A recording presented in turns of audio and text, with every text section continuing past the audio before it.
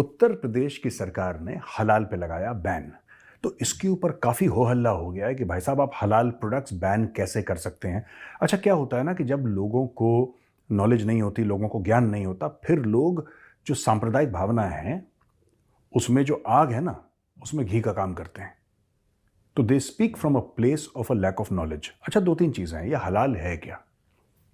हलाल एक अरबी शब्द है जिसको अगर हम अंग्रेजी में उसको ट्रांसलेट करें तो बनता है परमिसिबल, यानी कि उसको खाने की या उसको कंज्यूम करने की अनुमति है। हराम कहते हैं जो उसका उल्टा माना जाता है, जो बातचीत में कहते हैं ना, हराम का उल्टा हलाल होता है, हलाल का उल्टा हराम होता है। तो बेसिकली हलाल is that which is permissible, हराम is that which is non permissible. India में जो सीएम है यूपी के, उत्तर प्रदेश के सीएम आदित्यनाथ योगी साहब, उन्होंने ये किया है उनकी तरफ से, यानी गवर्नमेंट की तरफ से जो हलाल प्रोडक्ट्स हैं उनके ऊपर पाबंदी लगा दी गई है। हलाल सर्टिफाइड प्रोडक्ट्स को बैन कर दिया गया।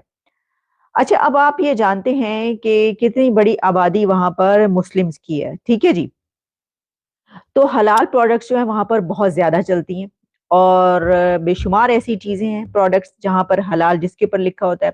हलाल सर्टिफाइड प्रोडक्ट्स का मतलब ये है कि वो तमाम प्रोडक्ट्स, अशिया के जिनके ऊपर हलाल लिखा हो। अब मुस्लिम्स के अंदर जो है, अगर आप जानते हैं कि हलाल का कॉन्सेप्ट जो है वो ये है कि उसमें खास तौर पर ये जो हलाल है, क्योंकि जो मुस्लिम मेजोरिटी रखते हैं कंट्रीज जैसे कि पाकिस्तान है, वहां पे हर चीज हलाल नहीं लिखा होता, हर चीज पे ऐसा नहीं है।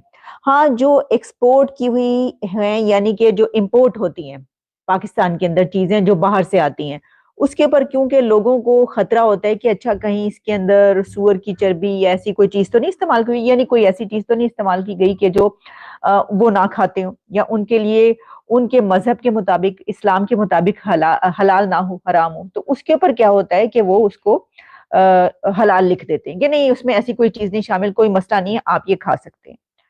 लेकिन अब सोचने की बात यह है कि जहां पर करोड़ों लोग मुसलमान हैं और उनकी इतनी बड़ी एक मतलब माइनॉरिटी वो नहीं है, उनको माइनॉरिटी नहीं कहा जाता, वहां पे इसका क्या मसला पैदा हो गया?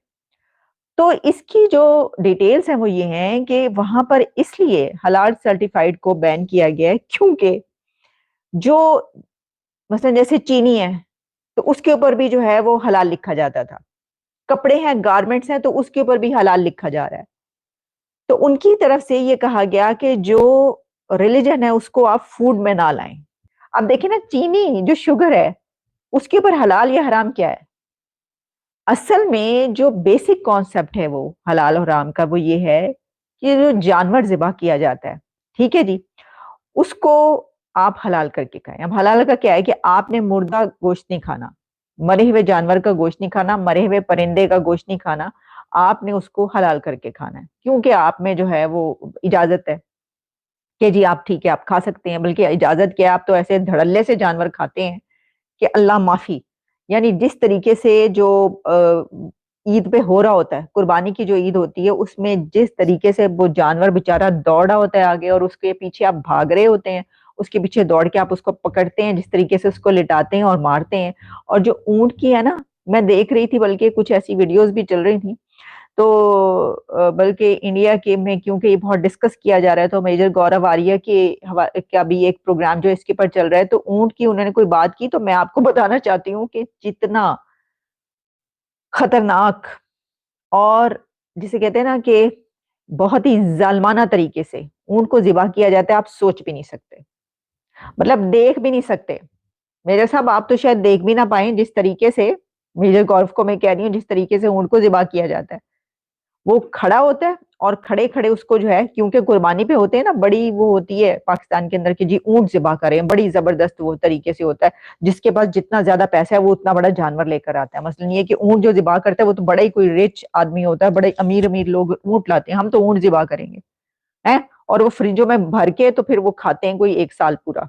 वो गारमेंट्स कौन से होंगे जिसके ऊपर हलाल लिखा जा रहा है, और वो गारमेंट्स कौन से होंगे जिसके ऊपर जो है वो हराम लिखा जा रहा है? मसलन जो साड़ी है उसके ऊपर जो मतलब मुस्लिम शॉप्स या इस तरह की उसके ऊपर हराम होगा, और जो दूसरी अगर बुर्का है तो उसके ऊपर हलाल होगा। बुर्का हलाल हो गया और साड़ी हराम हो गई, स्कर्ट हराम हो गई और शलवार कमीज हलाल हो गई। तो इसको इस तरह हम देखेंगे। इंडिया के अंदर जो सूबे हैं या स्टेट्स जो हैं वो अपने आप को इस तरह मार्केट करती हैं। 240 मिलियन पाकिस्तान की इक्वल पॉपुलेशन है यूपी की, ठीक है जी। और बहुत सारी फॉरेन कंपनीज हैं, जापानीज हैं, साउथ कोरियन हैं, अमेरिकन सॉफ्टवेयर कंपनीज हैं, एडोब वहाँ पे मौजूद है। और क्योंकि ये एडजेसेंट है दिल्ली के साथ, हरियाणा के साथ, तो जितनी भी फॉरेन वो कंपनीज हैं उनको जाना वहाँ पे बड़ा आसान लगता है। हमारे जो मौलवी थे उन्होंने क्या किया, वो सिर्फ और सिर्फ मदरसों में और सऊदी मनी में के पीछे पड़ गए और ईरानी पैसे के पीछे पड़ गए। एंड वी फॉरगॉट कि हमें इंडस्ट्री, इकोनॉमी, उन चीज़ों पे देखना है। मैं फॉर अ मोमेंट अगर इफ आई कंसिडर के योगी आदित्यनाथ, जस्ट आप इसको लेके लेंगे that he is a religious person, let's not gate deep into what he is और उनके माइंडसेट और उसकी चीज़ों में। क्या किसी पाकिस्तानी रिलीजियस क्लैरिक ने या मौलवी ने कभी ये सोचा है कि यार हमें, हमारे खैबर पख्तूनख्वा में मौलवियों ने बड़ा राज किया है? वैसे हमारे जो साबिक वज़ीर आज़म इमरान खान वो भी मौलवी थे, बगैर दाढ़ी के मौलवी मुशर्रफ उन्हें कहता था। बट द क्वेश्चन इज कि क्या कभी हमारे मौलवियों ने ये सोचा यार कि हमने इस सूबे को, इस स्टेट को, इस प्रोविंस को, इस डिस्ट्रिक्ट को, डिवीजन को हमने इंडस्ट्री देनी है? या इस तरह बात हुई है कभी? कभी भी नहीं हुई।